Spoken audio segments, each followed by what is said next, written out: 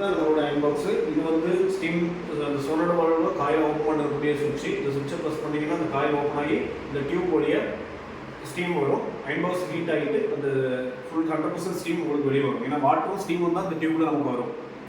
வாட்டரும் ஸ்டீமும் தான் அந்த டியூப் தண்ணியில் நமக்கு இதில் வரும். அயன் பாக்ஸ் ஹீட் ஆகி ஹீட் கண்ட்ரோல் எப்போவுமே மேக்ஸிமம் வச்சுக்கோங்க. இதை கம்மி பண்ணிங்கன்னா இதை ஆஃப் பண்ணிட்டீங்கன்னா உங்களுக்கு வந்துட்டு அயன் பாக்ஸ் ஹீட் ஆகாது, உங்களுக்கு அப்போ தண்ணி வெளியே வரும். அதனால் இந்த ஹீட் கண்ட்ரோல் எப்போவுமே மேக்ஸிமம் கண்டிஷனில் பொசிஷனில் வச்சுக்கோங்க. இந்த heat control is maximum position வச்சுட்டிங்கன்னா இதில் வாட்டர் தண்ணி வரும்போது நீங்கள் அந்த டைமில் அயன் பாக்ஸ் ஃபுல்லாக ஹீட் ஆகி உங்களுக்கு ஸ்டீமாக கன்வெர்ட் ஆகி வெளியே வரும். அதே மாதிரி இந்த கீழே இருக்கிறது இதுதான் சோனாட் வால்வு. அந்த வால்வு ஓப்பன் ஆகி அந்த நீங்கள் சுவிட்சை ப்ரெஸ் பண்ணும்போது இந்த வால்வு ஓப்பன் ஆகி தான் உங்களுக்கு இந்த டியூப்பில் ஸ்டீமும் வாட்டரும் வெளியே போகுது. இந்த வால்வு வந்துட்டு எப்போவுமே ஓப்பன் பொசிஷனில் வச்சுக்கோங்க. இதை க்ளோஸ் பண்ணிங்கன்னா உங்களுக்கு ஸ்டீம் வெளியே ரிலீஸ் ஆகாது. இது வந்து சேஃப்டி பர்பஸ்க்காக கொடுத்துருக்க வால்வு. இது வந்து ஆட்டோமேட்டிக்காக அங்கே பாய்லர் சுவிட்சில் எதுவும் ப்ராப்ளம் இருந்துச்சுன்னா இது சேஃப்டி வால்வு ஓப்பன் ஆகிறதுக்காக தான், சேஃப்டி பர்பஸ்க்காக பாய்லர் சேஃப்டிக்காக உங்களுக்கு கொடுத்துருக்கு.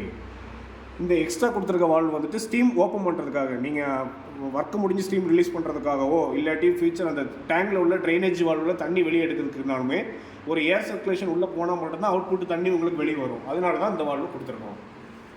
ஓகே, ட்ரைன் வால்வு இந்த சைடில் இருக்குது, மிஷின் லெஃப்ட் சைடில் கீழே இருக்குது.